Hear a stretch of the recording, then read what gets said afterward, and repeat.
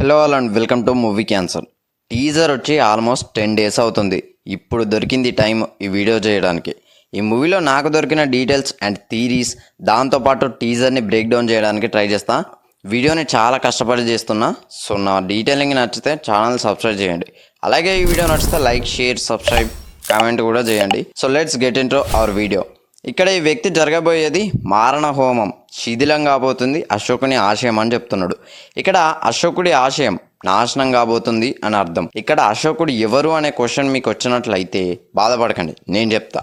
చాలామంది స్కూల్లో చదువుకునే ఉంటారు. అదేంటంటే అశోకుడు రోడ్డుకు ఇరువైపులా చెట్లు నాటాడు అని. ఇది మీకు మాత్రమే తెలిసిన అశోకుడి గురించి. బట్ మీకు తెలియని అశోకుడి గురించి నేను చెప్తా. అశోకుడు మౌర్య అనే రాజ్యానికి చక్రవర్తి. ఆయన ఇండియన్ సబ్ కాంటినెంట్ని దాదాపు క్రీస్తు పూర్వం 232 నుండి 268 BCE వరకు రూల్ చేశాడు. ఈ మౌర్య రాజ్యాన్ని బిల్డ్ చేసింది చంద్రగుప్త మౌర్య. ఇతని మనవడే అశోకుడు.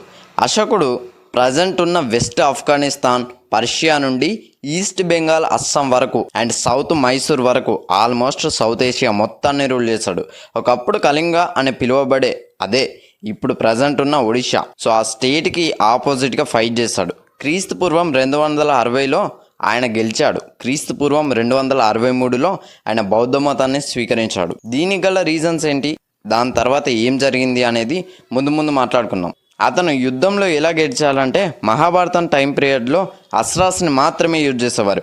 కురుక్షేత్ర యుద్ధం తర్వాత ఆ అస్త్రాస్ పవర్ ఎవరికీ దక్కకూడదని శ్రీకృష్ణుడు ఆ అస్త్రాస్ని లాక్ చేస్తాడు. బట్ ఆ అస్త్రాస్ యొక్క నాలెడ్జ్ కలిగిన కొంతమంది వారి శిష్యులకు ఆ విద్యను నేర్పుతాడు. అందులో ఒకరిగా నేర్చుకున్నవాడే చాణక్యుడు. ఆ అస్త్రాస్కి సంబంధించిన విద్యని తన శిష్యుడైన చంద్రగుప్తునికి నేర్పుతాడు. తన దగ్గర ఆ నాలెడ్జ్కి సంబంధించి బుక్స్ కూడా ఉంటాయి. సో అది తెలుసుకున్న అశోకుడు ఆ నాలెడ్జ్లో కొంతవరకు కళింగ యుద్ధంలో అప్లై చేస్తాడు. ఆ పవర్ని ఎవ్వరూ తట్టుకోలేక అందరూ చనిపోతారు. అది చూసిన అశోకుడికి భయం వేస్తుంది. ఈ పవర్ మంచికి వాడితే ఓకే, బట్ చెడుకు వాడితే ఈ పవర్ యూజ్ చేస్తే మాత్రం ప్రమాదం అని ఆ పవర్స్ని 9 బుక్స్గా డివైడ్ చేస్తాడు. అండ్ అశోకుడు రియలైజ్ అవుతాడు చంపడం పాపం అని. సో తన శాంతి కోసం బౌద్ధ మతాన్ని స్వీకరిస్తాడు. తనకి ఏమేంటంటే ప్రజలు శాంతితో సైలెన్స్గా బ్రతకాలని, వైలెన్స్ భూమి మీద జరగకూడదని. సో ఇప్పుడు అదే సిచ్యువేషన్, అంటే వైలెన్స్ జరగబోతుంది, సైలెన్స్ చచ్చిపోయింది. సో ఇది ట్రైలర్లో చెప్తున్నారు. ఆ 9 బుక్స్ని ప్రొటెక్ట్ చేయడానికి 9 బుక్స్కి 9 మెంబర్స్ని పెడతాడు. సెక్యూర్గా ఒక సీక్రెట్ సొసైటీనే బిల్డ్ చేస్తాడు అశోకుడు. ఒక్కో బుక్ గురించి ఒక్కొక్కరికి తెలుసు.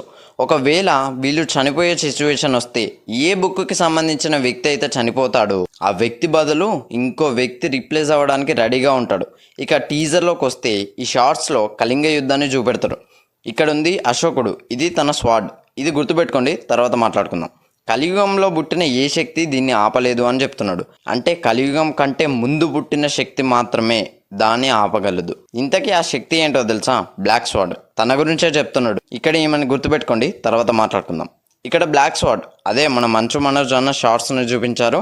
I'm very exciting about his character. ఇందాక ఈ కత్తిని గుర్తుపెట్టుకోమన్నా కదా, ఇది బ్లాక్ స్వాడ్, అదే కత్తి.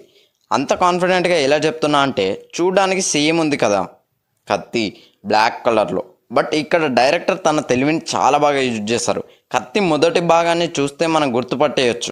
అందుకే ఫ్రేమ్ ఓన్లీ రిమైనింగ్ హాఫ్ స్వాడ్కి మాత్రమే వేశారు. చెప్పాను కదా, అశోకుడు యూజ్ చేసింది మోస్ట్లీ నెగిటివ్ పవర్. ఈ స్వాడ్ కూడా నెగిటివే. Representing name black squad, colour black colour. And ఈ కత్తి ఇన్విజిబుల్, ఇక్కడ చూడొచ్చు. ఇంకో డీటెయిల్ ఏంటంటే బ్లాక్ స్వాడ్ మనోజ్ అన్న తన క్యారెక్టర్ ఆ 9 బుక్స్ కోసమే. అవి దొరికేదాకా తను వెతుకుతూనే ఉంటాడు. ఇక్కడ కూడా తను అందుకే వచ్చిండు. లోపల ఈ తాత, ఇంకో మెంబర్ ఎవరో తెలీదు, బట్ ఈ వ్యక్తి దగ్గర 9 బుక్స్లో ఒక బుక్ ఉండే ఛాన్స్ ఉంది.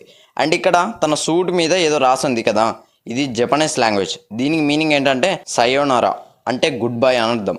తన క్యారెక్టర్ చావుకు రిఫరెన్స్ కాబట్టి అలా రాశారు. ఇక్కడ తను ఏం చేస్తున్నాడంటే ఇది ఆ బ్లాక్ స్వాడ్ పవర్, ఆ పవర్కి సంబంధించిన బాక్స్. ఆ బాక్స్లో నుండి ఆ పవర్ని తన స్వాడ్కి పంపిస్తున్నాడు.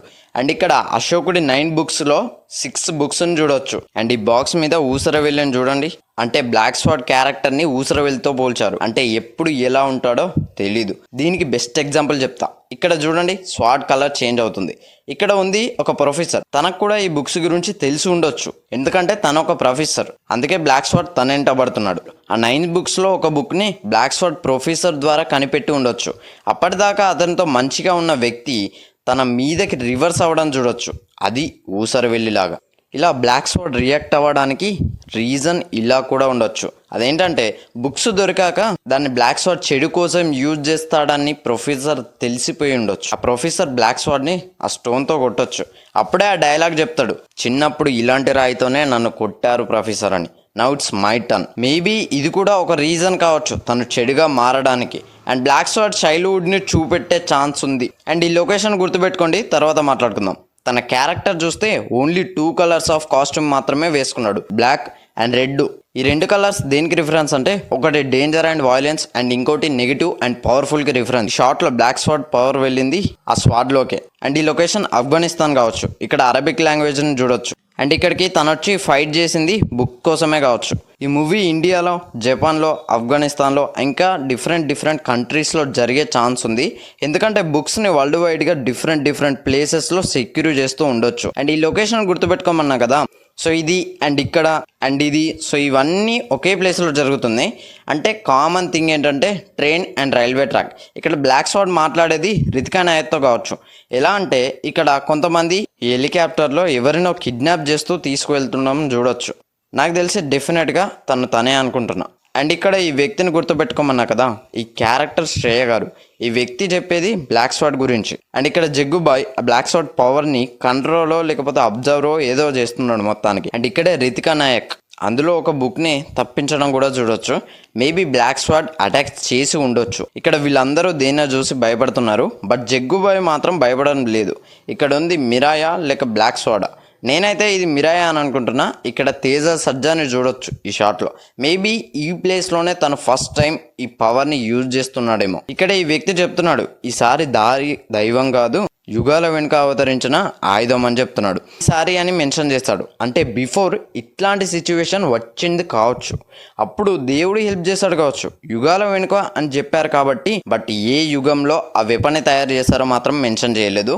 ఆ వెపన్ పేరు మిరాయ్, అంటే నెక్స్ట్ జనరేషన్ అని మీనింగ్ వస్తుంది. ఈ వెపన్ చూస్తే మంచు కొండల్లో ఉంది. ఇక్కడ తేజ సజ్జా మిరాయి కోసం వెతకడం చూడొచ్చు. తనకి ఆ వెపన్ దొరికిన వెంటనే ఏదో తన మీద అటాక్ చేసింది. మేబీ ఇది పెద్ద గరుడ పక్షిలా ఉంది. దీని గురించి తర్వాత మాట్లాడుకుందాం. సమాధానం కోసం బయట కాదు లోపల వెతుకు అని ఈ పాప చెప్తుంది. అంటే తనకు ఇచ్చిన క్వశ్చన్ ఏంటంటే ఈ వెపన్ నాకెందుకు దొరికింది, అసలు ఈ వెపన్ ఏంటి? సో ఇది తన క్వశ్చన్. అయితే ఇక్కడ రితికా నాయక్ తేజ సజ్జతో ఇలా చెప్తుంది, నువ్వు యోధావి, నువ్వెవరో నీకే తెలియని యోధావి అని. అంటే తను సూపర్ పవర్స్ కలిగిన ఒక వ్యక్తి కావచ్చు. ఈ షాట్లో బ్యాక్ సైడ్ ఈజిప్ట్ పిరమిడ్స్ని కూడా చూడొచ్చు. 9 books 100 questions. మేబీ ఈజిప్ట్లో కూడా స్టోరీ జరుగుతుండొచ్చు. 9 books 100 questions, 1 stick big adventure. అంటే తేజ సజ్జకి ఆ బుక్ విషయం తెలిసి ఉండొచ్చు. ఆ స్టిక్తో తను ఏదో పెద్ద సాహసమే చేసి ఉండాలి, అదే చెప్తున్నారు కావచ్చు మేబీ. ఇక్కడ ఈ వ్యక్తి ఎయిర్ గన్తో అటాక్ చేస్తున్నాడు, అది బ్లాక్ స్వాడ్ మీద. తను స్వాడ్ లేకపోయినా కూడా చేతులతోనే ఫైట్ చేయడం చూడొచ్చు. ఇక్కడ బ్లాక్ స్వాడ్ ఎక్స్ట్రీమ్ పవర్ని చూడొచ్చు. అండ్ ఇక్కడ బ్లాక్ స్వాడ్ మనుషులు మిరాయ్ మీద అటాక్ చేస్తున్నారు. అండ్ ఇక్కడ మిరాయ్ ఎక్స్ట్రీమ్ పవర్ కూడా చూడొచ్చు. అండ్ క్లైమాక్స్లో ఈ వ్యక్తి నడుచుకుంటూ వస్తున్నాడు. ఆ వ్యక్తి పాదాలు బ్లూ కలర్లో ఉన్నాయి. అయితే తను రాముడా లేక కృష్ణుడా అని చాలా మందికి డౌట్ ఉండొచ్చు. ఆయన డెఫినెట్గా రాముడే. ప్రూఫ్స్ చెప్తా వినండి. రాముడు బ్లూ కలర్లో ఉంటాడు, ఇది మనందరికీ తెలిసిందే. మహావిష్ణు అవతారాస్ దాదాపు అన్ని బ్లూ కలర్లోనే ఉంటాయి. ముందు కోతులు దండం పెడుతున్నాయి. అండ్ ఒకవేళ కృష్ణుడు అయితే కనుక కృష్ణుడు కూడా బ్లూ కలర్లోనే ఉంటాడు, బట్ తెల్లని వస్త్రాలు ధరిస్తాడు. బట్ ఇక్కడ కాషాయం వస్త్రాలు ధరించాడు, కోతులు మొక్కుతున్నాయి. సో కాబట్టి ఆయన రాముడే. మేబీ ఈ మిరాయి వెపన్ ఆయనకు సంబంధించిందే కావచ్చు. ఆ వెపన్ కలర్ కూడా ఆరెంజ్లోనే ఉంటుంది. ఈ షార్ట్స్లో ఎందుకు చూపెట్టారంటే ఆ వెపన్ ఎలా పుట్టిందో చూపెడతారు కావచ్చు. ఆ వెపన్ని సరిగ్గా గమనిస్తే శ్రీకృష్ణుడు ఫ్లూట్లా ఉంటుంది. అండ్ అది చిన్నగా పెద్దగా అవుతుంది. మేబీ ఆ వెపన్ చెడుకు దక్కొద్దని గరుడ ప్రొటెక్ట్ చేస్తూ ఉండొచ్చు. దాన్ని కంట్రోల్ చేసే వ్యక్తి వచ్చినప్పుడు ఆ గరుడ విడిచిపెట్టుండొచ్చు, అతనే మన మిరాయ్. అండ్ ఈ షాట్లో ఈ బుక్ని పట్టుకుంది బ్లాక్ స్వాడ్. తన డ్రెస్ కలర్ చూడొచ్చు. తను పట్టుకున్న వెంటనే ఆ బుక్కి ఒక ప్రొటెక్షన్ లేయర్ వచ్చింది. మేబీ ఈ బుక్ మిరాయ్ దేవునికి సంబంధించిన బుక్ కావచ్చు. ఇక్కడ ఆ కలర్ని చూడొచ్చు. ఈ షాట్లో అమ్మవారి త్రిశూలాన్ని చూపెట్టారు. అండ్ ఇక్కడ అమ్మవారిని చూపెట్టారు. మేబీ అమ్మవారి త్రిశూలమే ఇలా మారిపోయి ఉండొచ్చు. అండ్ ఈ త్రిశూలం పవర్ ఇందులో ఉండే ఛాన్స్ ఉంది. ఆ వెపన్ పై త్రిశూలం సింబల్ కూడా ఉంటుంది. సో మిరాయ్ మరి బ్లాక్ స్వాడ్ని ఎలా ఫేస్ చేస్తాడో చూడాలి. సో ఇది ఫ్రెండ్స్ ఓవరాల్గా నాకు దొరికిన డీటెయిల్స్ అండ్ ఈ టీజర్ బ్రేక్ డౌన్ వీడియో అయితే. సో ఈ వీడియో కనుక నచ్చినట్లయితే లైక్ చేయండి, షేర్ చేయండి, కామెంట్ చేయండి, ఛానల్ సబ్స్క్రైబ్ చేసుకోండి. Thanks for watching.